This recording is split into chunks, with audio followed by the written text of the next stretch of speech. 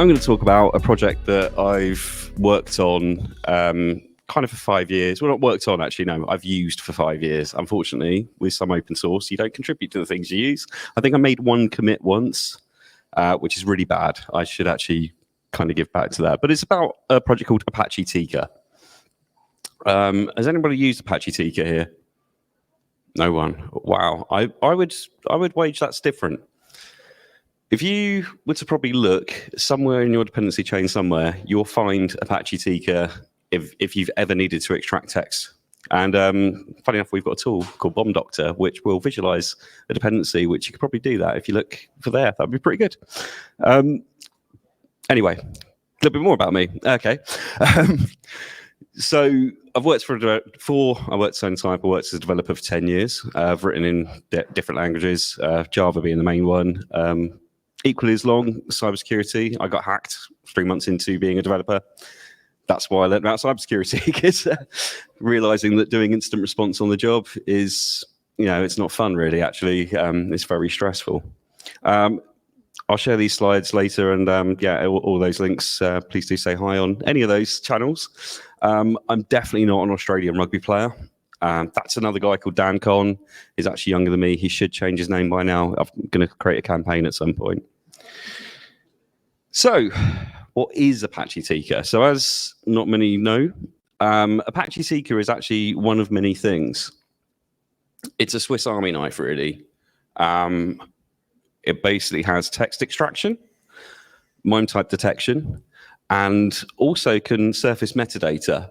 There is a fourth that I thought I'd added on here, which is quite a new function, which is language detection as well. So based on the corpus of text, it can essentially make a very good guess as to what your language that it's written in, as in speaking language, not a computer one. That one's much easier. So essentially, you kind of use it whenever you need to extract text or find some information about a particular file. Now, if you think about that, that's quite a lot of probably the use cases in the world, which is why I would wager that somewhere in the supply chain it probably is used. So getting on to what actually it is. Well, it's actually quite an old project. It's been around since 2007. 3 people wrote it, Jerome Charon, Chris Blackman, and Yuka Zitting. It was originally part of a project called Apache Nutch, which is anyone familiar with that? No. So Apache Nutch is a web crawling project. It's had a really huge aim of crawling the whole of the World Wide Web. And it's still kind of doing that. They've kind of gone off the huge goal because I think other people have got there before them, hence Google. But they still kind of go on. But the really cool thing about Apache Nutch is it's actually written by a guy called Doug Cutting, who, if you're familiar with kind of extraction of text, that name will be incredibly familiar because it's the guy that wrote Lucene, which is also the engine which is behind Apache Solar. He also helped write Hadoop, which is used in pretty essentially the reason for Hadoop is to basically make search on a massive scale, which is what it does, clustered search. So this is another part of the puzzle. So Tika originally was part of Apache Nutch to help crawl the web and extract all the text from it. And then they realized, well, yeah, actually can do a lot more, In particular, there was a few years ago, does anyone remember the Panama Papers? It's a huge expose around how different companies operate within Panama, not Panama specifically, but the majority of them were in Panama. I think you had Forbes, The Guardian, New York Times, loads of different journalists kind of came together to basically expose this. Tika was a very important technology in that because essentially what you can do is automate extraction. And when you're talking about hundreds of thousands of documents, this is the perfect use case for Tika. So kind of what is it? Well, yeah, it's basically split into various different parts. If you're going to try to extract text, it's not just one part. You have a parser, you have a content handler, you have metadata, and you have a detector. The parser probably self-explanatory for this audience. It's the actual nuts and bolts of trying to work out what a file is and get information from it. Now, a content handler is a bit more of an esoteric kind of subject. I'm not 100% sure what a content handler is, I'll be honest. You just need one. But what it essentially does is provide heuristics to Tika and say, well, look, here's how you handle content. Here's what we want you to do in X circumstances. And along with the parser and metadata, they will work it out. So then you have a metadata object. And this is essentially a place just to store metadata. And that's kind of all it does. It's not really like a main issue. It's not really a working part of the function. But all of these things work together. So you basically you create these objects, then pass them into the parse function of Tika whenever you want to extract text. Now, the other part of it is detect, which you have Pore Detector all on their own. Unfortunately, it's just not, you don't need the other things to use it, right? So if a bit unfamiliar to a subject, what is a detector? Well, essentially it's to do with detecting file mime types. And the more accurate your mime type means that actually parsing it later will be much useful. I don't know if anyone's actually dealt with file types, different mime types, and kind of what they are under the hood. But essentially, oh no. Yeah, okay, we'll talk about text extraction then, because that's you'll find out later about file forensics. But for now, let's talk about text extraction. So essentially, you have the metadata element, you have a content handler, and you have a parser. And what they do is they work in conjunction to metadata will be a place where metadata is stored within your file. And a parser will act on that based on what they find. I've just realized we do need to talk a bit about this because I've just realized that I've just got them around the wrong way. So file forensics is essentially all a file is a string of bits, right? We know that. However, different file types have a different structure around their bits. So one in particular is doc file. Has anyone heard of that magic mime type? It's any Microsoft file will begin with D0 C Foxtrot 11E, which essentially is I think that's the old type Microsoft file. Actually, I'm not sure if it's the new Open XML types, but what that does is that will indicate that it should be a Microsoft Office file, and that's the best way of figuring out how it is now, because it will be in the first few bytes. Different files, JPEG, for example, has another one, which is like 894A, I think. You have various files within the bytes. And then beyond that, you'll have some information on how to process that file. So it could be the next 16 bytes are some, further header information, instructions. It'll tell you how many blocks of data it's split into as a file from, an nth token, which then will say, right, from here is actually your contents of your file. But before here is just some setup information, a bit like kind of an operating system does, or any other kind of software. You need to tell it how to be processed. So because this information is available, this is what Tika basically does under the hood. In fact, it does many things. What it can do is, it can look for this information, or it can try and second guess what's under it. So second guessing about it is, for example, which is a really bad one, extensions. So .text, .doc. Yeah, if you actually feed that to Tika and give it a string as opposed to let it do what it should do on its own, it will come back and tell you that whatever you've put as the extension is actually what the file type is, which, because hackers never change that, right? Every doc file that you receive in an email, or every PDF you receive from DHL of, mypersonalhackersite.com, that's always legitimate PDF, right? So you can see already the problem with kind of using that as a forensic. Furthermore, if you let, if you give absolutely no help to Tika, you kind of got to realize that other files can be hidden within files. So, for example, you start as a zip file, and it has the initial bytes of a zip. So what do you do now? Like, how does it know then that the next file, where the next file is? And yeah, zip has a specification. That's how you know. But what if there's something pretending to be a zip file that is actually a file embedded that's actually malicious, right?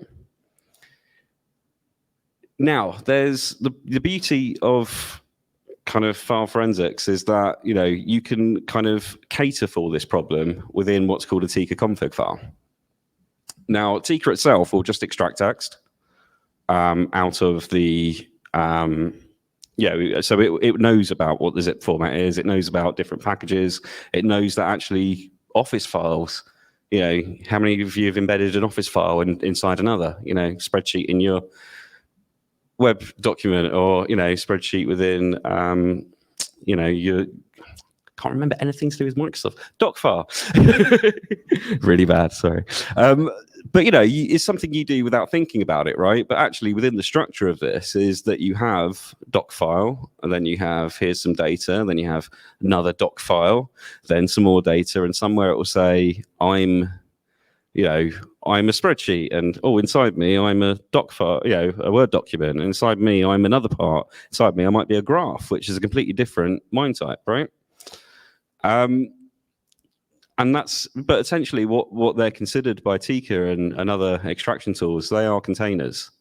So you need to be aware of these different things that, you can have things that hide inside you. You can have WAV files that hide inside containers. You can have, exe files or macros, and that's where then you get the dangerous things, right? So by inserting a macro that is malicious, or it might call out to your favorite crypto miner, it might call out to, insert any kind of thing that you might want to run, and you might have allowed it to run. And that's essentially what files forensics tries to stop it doesn't try to stop, but at least the detection of Tika can allow you to make decisions on this. So now we've kind of established that files can hide within files. Let's talk about text extraction. So essentially, text extraction is knowing all of these kind of heuristics around file forensics and being able to apply parsers when you can detect each different file. Within Tika, there are hundreds. Like, I did have a slide of listing them all, and then decided, no, there's just too much information. But essentially, what Tika does is it uses in tandem the detect mechanism internally to go, right, at this point, this is this file. And then, this byte stream sounds familiar. So we need to change the parser. So, imagine it like a car in gears.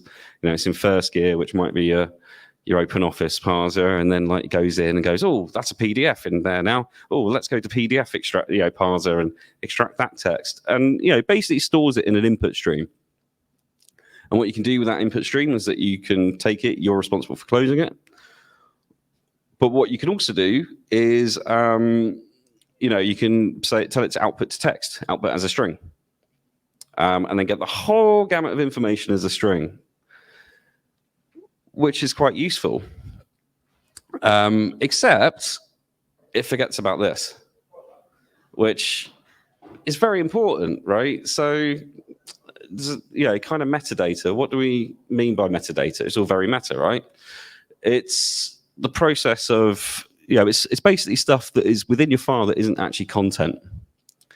Loads of files have it. In fact, again, Microsoft Office files teeming with metadata. This is where your author names are. Did you write something? Do you have a registered copy of Microsoft Office? Probably these days because of protection, but probably, I don't know, maybe when I was a kid, probably not. It was some kind of weird version. Sorry, not me. Other people definitely did that. But that's essentially it. Whoever that file would have been registered to and paid for it, that would be in the metadata, right? other things you find when the file was created, when it was modified last. In fact, some files have a tree of every modification they've done, all stored within the file. Which, if you're not aware of it, if you've done something, it's actually a very good technique of some file forensics, actual digital forensics. When they inspect some files, they'll see people that have kind of tried to hide their evidence. But this metadata, it's a bit weird. Tika kind of jumps through it in its normal processing and just like pulls through, detects the parsing, and goes, right, here's all your content, and it's just what you see. So that's not very useful. You can turn it on, and then that's the information you get. It's actually just much more richer. You can also find like when so here's we'll wait for that. Basically metadata is a very important part of the flow. So let me talk about language detection. So as I said, language detection, it's a very new part of Tika. And it's kind of just a bit of knowledge of, it's kind of really how well computers have got at this. Tika's not an AI system, but actually based on phrasing, based on, collation of words, based on really what the work happened in the Lucene project of trying to figure out, you can actually determine what languages things are in, which is incredibly useful,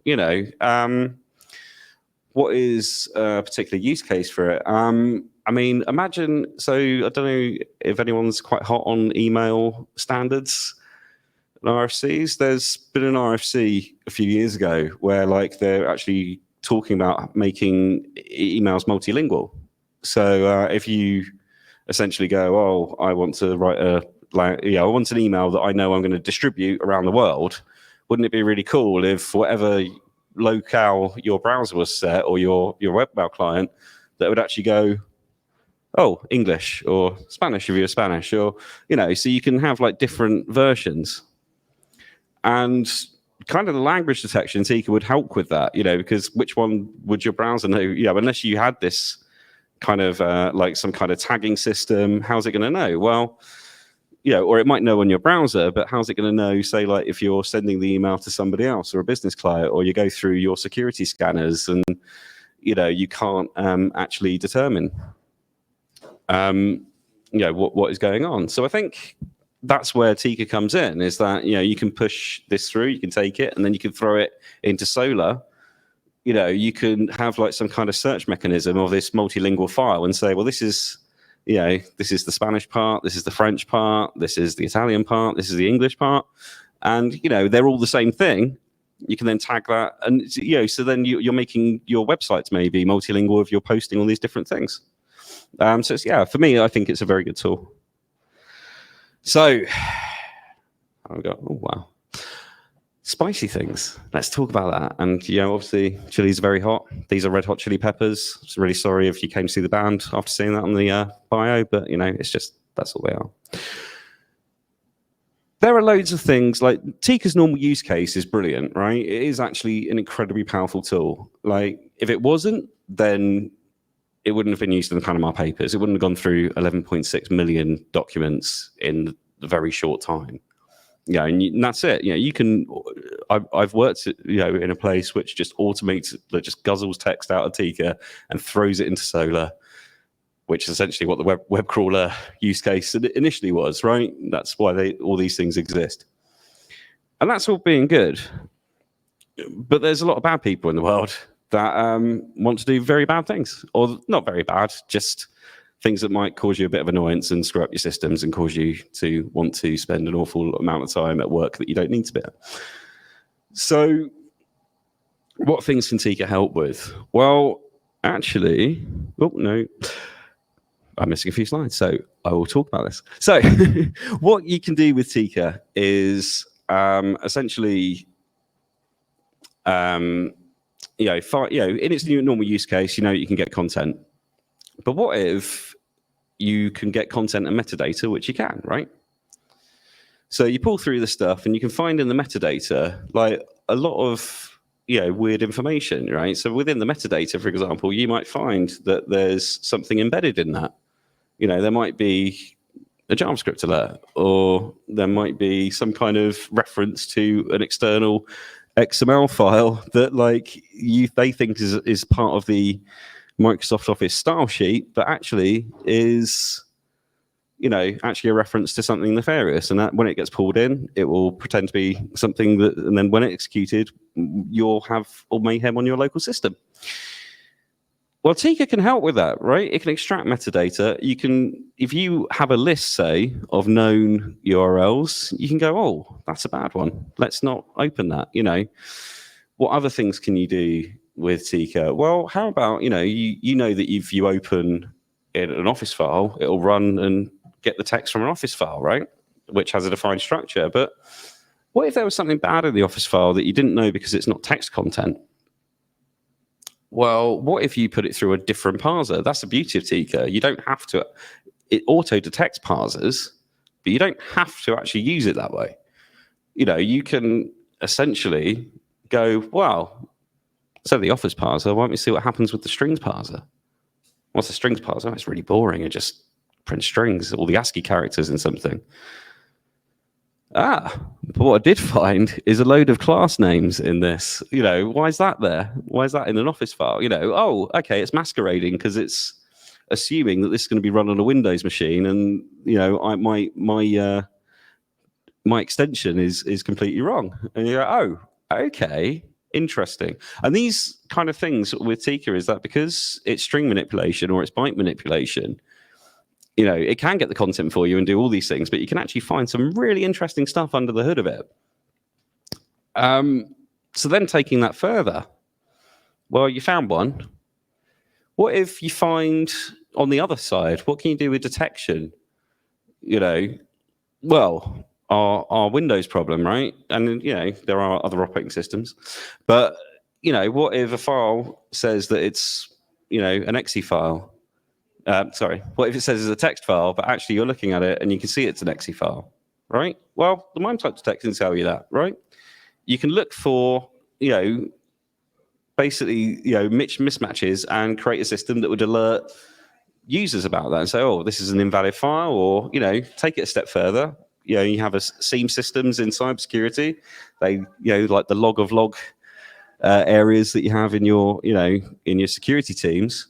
And essentially what you can do is, well, if you find one of these, flag it, make a log entry for that and say that these files are being, found in our system. And that's a really bad thing.